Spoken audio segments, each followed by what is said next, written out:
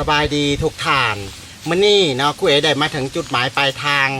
ที่ครูเอได้ตั้งความหวังไว้ที่อยากมาเห็นและอยากมาพ่อ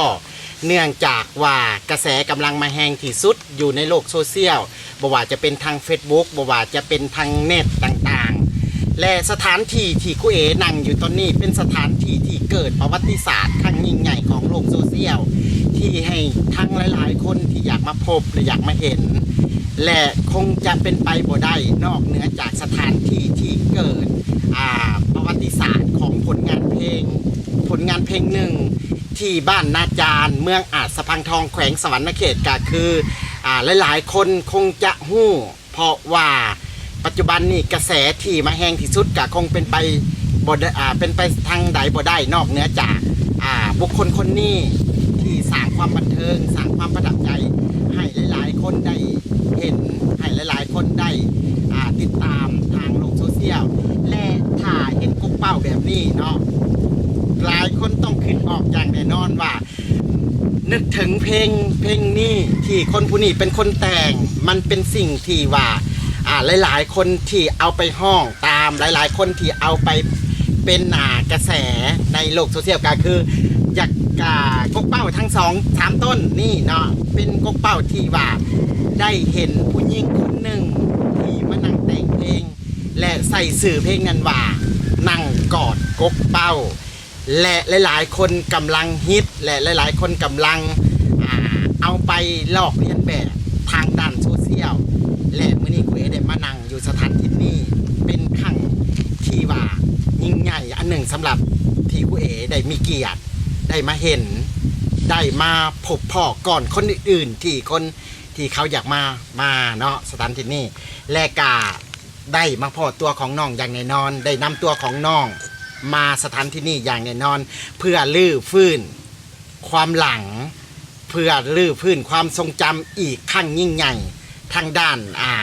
โลกโซเชียลหลายๆคนได้เห็นจะเป็นไผไปบ่ได้นอกเหนือจากน้องคนนี้ที่มีสื่อเสียงโด่งดังทางด้านโซเชียลกาสี่ขอให้ทุกท่านได้พบตัวกับสาวพรเลยที่เป็นเจ้าของผลงานเพลงทั้งเป็นผู้ห้องทั้งเป็นผู้แต่งกับผลงานเพลงนั่งกอดกกเป้าขอเชิญน้องพรเลยสบายดีเนาะสบายดีมื้อนี้ครูเอภาคภูมิใจอย่างยิ่งและก็ดีใจที่สุดยังตื่นเต้นอยู่เลยปัจจุบันนี่เนาะเพราะว่ามันเป็นสถานที่ที่ว่าน้องพรมานั่งแต่งเพลงอยู่สถานที่นี้แม่นสถานที่นี่น้องพรสิมาแต่งเพลงคู่มือเนาะอยู่ในห่มกกเป่านี่เป็นสถานที่ที่หนึ่งเนาะที่สะพรกาภูมิใจมันมากที่สุดเนาะที่ได้มาแต่งเพลงอยู่ในนี้โดยและมื้อนี้เนาะถือว่าครูเอได้มาพบตัวได้มาฮู้บอนได้มาฮู้สถานที่ที่บอนมันเกิดแรงบันดาลใจที่น้องพรแต่งเพลงนี้ขึ้นมาและอยากให้น้องพรแนะนำตัวอย่างเป็นทางการว่าอยู่บ้านใดเมืองใดชื่อจังใดโดยให้น้องพรแนะนำเป็นทางการอีกเลยจ้ะสบายดีกับน้องสาวพรอยู่บ้านอาจารย์เมืองอาจสะพังทองแขวงสวรรณเขตสถานที่นี่ก็คือกกเป่าแห่งหนึ่งอยู่ในหน้าสะพรเนาะเป็นแรงบันดาลใจที่สะพรได้มาแต่งเพลงอยู่ในห่มกกเป่านี่เนาะให้หมู่คู่หลายคนได้เห็นแล้วก็ได้เบิ่งได้ส้มเลยก็ได้ฮู้จักในสถานที่หน้าของสะพรเนาะได้มานั่งอยู่กับครูเอ2 คนอยู่ในสถานที่นี่เนาะโดยและก็สิ่งที่ครูเออยากถามอย่างหนึ่งนะในนามที่ว่าได้มาพบแล้วได้มาพ่อตัวน้องพรแล้วหลายๆคนอาจสิอิจฉาแหละตอนนี้แหละว่าครูเอเนี่ยมาได้จังไดแล้วโอ้ยว่าเป็นจังไดจริงได้มาพบพ่อตัวที่แบบว่าสาวพรแต่ความยุ่งยากความลำบากก็มีหลายแต่ว่าการที่ว่ายุดกระแสน้องบ่ได้นี่บ่มีไผที่บ่อยากมาและครูเออยากมาฮอดแล้วครูเออยากถามหลายๆอย่างบ่ว่าจะเป็นเรื่องชีวิตประจำวันของน้องตอนนี้แต่ละมื้อน้องพรเฮ็ดหยังแต่ละมื้อก็เฮ็ดหลายอย่างบ่ว่าสิเป็นนึ่งข้าวตักน้ำหรือว่าเกี่ยวข้าวหรือว่าเฮ็ดเวียกประจำวันในเฮือนเนาะโอ้ก็เฮ็ดเวียกทั่วๆไปของเวียกเฮือนการโดยกับเฮ็ดเวียกน้ ชีวิตประจำวันก็อยู่กับแม่ตู้เนาะ2 คน โอ้อยู่กับแม่ตู้ โด 2 ค ย น อยู่กินในเฮือน2 คนกับแม่ตู้พ่อแม่ก็อยู่ไห้อยู่หน้าเนาะ อ๋ออยู่ให้อยู่นา โดย แล้วก็ส่วนรายเวลาว่างน้องพรมีอยู่บ่ โดยมีอยู่เวลาว่างก็สิช่วงเป็นตอน4 โมงแรงเนาะ 4 โมงแรง โดย น้องพรไปสาย4 โมงแรง 4 โมงแรงน้องพัดก็สิว่างแล้วก็สิย่างออกมาทงหน้าเนาะ โอ้ โดย กสิยางออกมาตรงหน้าแห่งนี้ โดยแม่นแต่ว่าตอนแบบนี้นี่สะพอดกับสีบว่างเนาะสีบว่างยังบ่ว่างไปหากินหาอยู่ให้แม่ตู้เพิ่นที่อยู่ในเฮือน โอ้ เนาะ ก็บ่อยากป้าแม่ตู้อยู่คนเดียว โดย แล้วก็หน้าที่คือรับผิดชอบหนึ่ง โดย ต้องเบิ่งแม่ตู้ โดย 2แล้วก็ถือว่าเฮ็ดเวียกเงินการซาน โดย ตั้งน้ำนึ่งข้าวเนาะ โดย แล้วก็อยากถามความหูซึกน้องพรแท้ๆแรงบันดาลใจที่เป็นคนที่ว่าเกิดมาแหละเฮ็ดจังไดน้องพรจริงมักหักในทางด้านเสียงเพลงแล้วมักหักในผลงานรำงานเพลงจนกลายมาเป็นนักแต่งเพลง กับในความในใจของน้องเนาะกับเกิดมาแบบอยากมีแบบความผันตัวเองเนาะ อ๋อ อ อ ยากเป็นนักห้องแล้วก็อยากเป็นนักแสดง อยากเป็นนักร้องอยากเป็นนักแสดง โดยแล้วก็จนได้มาแต่งเพลงเองขึ้นมาเนาะเพื่อว่าให้คนโลกเสี่ยวๆเห็นเนาะหมู่คู่ในโลกเสี่ยวๆเห็นมาแต่ละคู่แต่ละคนแหละสิได้ปลื้มใจเนาะ อ๋อจ้ะคือว่าความฝันอยากเป็นนักร้อง อยากเป็นนักแสดง อยากเป็นผู้ที่ว่าโอเคเนาะหลังจากที่ว่าน้องพรใส่ชีวิตประจำวันในการเฮ็ดเวียกเพื่อนเบิ่งแยงดูแลไม่เท่าเนาะก็อันนั้นเป็นชีวิตประจำวันของน้องพรที่ว่าเป็นเวียกประจำวัน โดย แต่อยากถามในทางด้านโลกโซเชียล ด้วย นะปัจจุบันนี่น้องพรหู้โตแล้วว่าเป็นคนดัง โดยกาน้องกาหากะมาหูน้ำครูเอเนาะว่าตัวเองเป็นคนดังแต่กาภูมิใจหลายนะที่ได้มาหูน้ำครูเอเนาะเป็นครั้งแรกว่าตัวเองดังก่อนหน้านี้กาน้องบ่ฮู้ว่าตัวเองดังมาได้จังใดนะ แต่สิ่งที่สำคัญที่ครูเออยากถามว่าเริ่มลิ่น Facebook น้องพรลิ่นได้จักปีแล้ว ลิ้นมาได้กาปีปลายแล้วเนาะ ในระยะปีปลายนี่เนาะการลิ่น Facebook เนี่ยคลิปตำบิดที่น้องพรเอาลงอยู่ใน Facebook นะเป็นคลิปตำบิดที่น้องพรเอาลงและเป็นคลิปอย่างที่น้องพรเอาลงและมันจึงเฮ็ดให้น้องพรได้โด่งดังมาถึงปัจจุบันนี้ กาเป็นคลิปเรื่องความหักเนาะ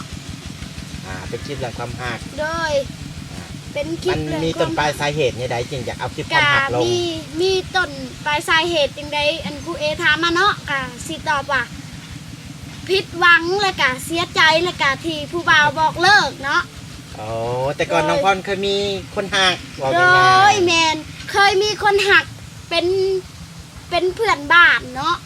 ๆแล้วก็หักกันมาได้ปีปลายแล้วเขาก็ไปมีคนใหม่หรือว่าไปมีผู้สาวใหม่ โอ้ โดย คือว่าเขาไปแอบมีผู้สาวใหม่ โดย เล่นในเมื่อน้องพรหู้น้องพรเป็นจังไดเพิ่น หูกะในมือนั่นเนาะก็หูสึกเสียใจหลายจนบ่อยากกินหอดเข่าเนาะ ก็คือว่า แล้วกับบอกกับตัวเองว่าสิเอาคลิปนี่ลงระบายความเจ็บแล้วก็ระบายความปวดออกมาในใจว่าให้คนอื่นเห็นให้หมู่เบิ่งให้หมู่ส้มว่าหมู่สีอธิบายกับเฮาจังใด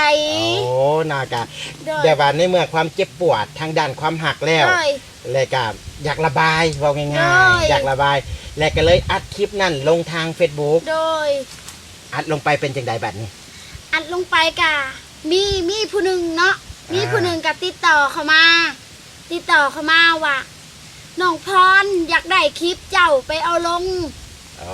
คือว่า โดย หลังจากลงไปได้จักมือจริงฮู้ว่าอันคนน่ะติดต่อมาประมาณจักมือจื่อได้บ่ ประมาณเดือนหนึ่งเลยกะ โอ้ ติดต่อมาว่าน้องพรดังแล้วเด้อมีคนติดตามหลายแล้ว เป็นล้านบอหรือว่า จักคนประมาณนี้ก็ติดต่อมาเลยนะก็เลยว่า อ๋อหลังจากที่ว่าเขาขอคลิปน้องพรเอาคลิปให้บ่ โดยเอาให้เลย เอาให้แล้วก็เขาเอาไปลงแหละก็เลย โดย กลายเป็นดัง โดย หลังจากดังมาแหละเขาโทรมาบอกว่า ปัจจุบันนี้น้องพรดังเลยเด้อ โดย ก็ถือว่าคลิปนั้นจบไปและแรงบันดาลใจในการที่จะเฮ็ดคลิปต่อไปมีคลิปที่สองเป็นคลิปหยัง เป็นคลิปที่สองก็เป็นเพลงเด้อ เป็นเพล เป็น ง โดยเป็นเพลงน้องดีบ่พอเนาะ เป็นเพลงนอนดีบอกพ่อแล้วก็เป็น โดย ลงคลิปที่สอง โดย แต่ว่าก็ยังบ่ดังปานใด โดย แต่มาดังแฮงที่สุดทางด้านโซเชียลนั่งกอดกกเป้า โดย ดังทั่วบ้านทั่วเมืองถ้าไผบ่ฮู้เพลงนี้เซย โดย แล้วก็เป็นเพลงที่ว่าน้องพรมานั่งอยู่บนนี้มากอดกกเป้ากกนี้ แม่น แล้วก็เลยแต่งเพลงนั่นขึ้นมา แต่ทางผู้ส้มเนาะทางผู้ที่ว่าติดตามน้องพรอยู่ปัจจุบันนี้เขาคงที่อยากเห็นเนาะโดยแม่น อยากเห็นน้องพรห้องสดๆอยากเห็นน้องพรห้องให้เบิ่งและกอดกกเป้ากกนี้หั่นนะและ โดย ทอนหนึ่งสั้นๆให้น้องพรห้องให้ฟังได้บ่ โดยก็ได้อยู่ เนาะเอาสั้นๆเนาะเอาสั้นๆหน่อยหนึ่งก็ได้แต่ว่า โดย เพราะว่ามาถึงสถานที่กูเอมาถึงสถานที่มาถึงบ่อนคักแน่บ่อนนี่สถานที่นี่กกเป้ากกนี่ โดย และน้องพรได้ห้องเพลงนี้ขึ้นมาแล้วก็เป็นที่ว่านั่งกอดกกเป้านี่นะเป็นเพลงที่ของน้องพรฮิตที่สุดห้องให้ฟังเมืองได้บ่ ได้ โอเคเชิญเลย โดยนั่งกอดกกเป่าเหงาคือคนเป็นบ้า ผู้บ่าวบ่ได้มาหา คือโพเทโนผู้บ่าวสัญญากันไว้อยู่ข้างกกเป่าเถียงนาผู้บ่าวบ่ได้มาหากะเอาทอนสั้นๆเนาะ โอเคมวนน้องพร เพราะว่าเขาห้องให้เป็นยกแรกๆเลยเนาะ แหมว่าอันนี้คือว่าประทับใจแล้ว เลย แม้แต่นั่งพังอยู่ใกล้ๆอยู่บอนที่ว่าน้องพร